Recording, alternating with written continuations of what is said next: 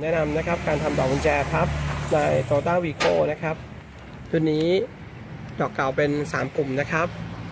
รุ่นใหม่ที่ใส่เป็นกุญแจพับนะครับมี3ปุ่มเหมือนกันพับได้นะครับสะดวกในการเก็บ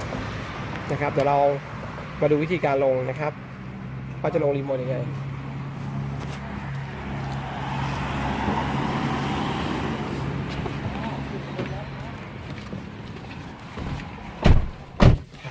จะลงรีโมทแล้วนะครับเสียบกุญแจครับ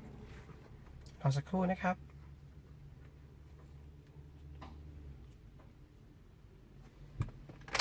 1ครับ2 3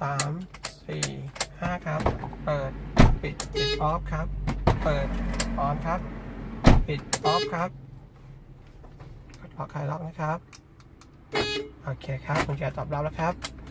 เรียบร้อยนะครับเดี๋ยวเราดูนะครับกุญแจเก่าครับล็อก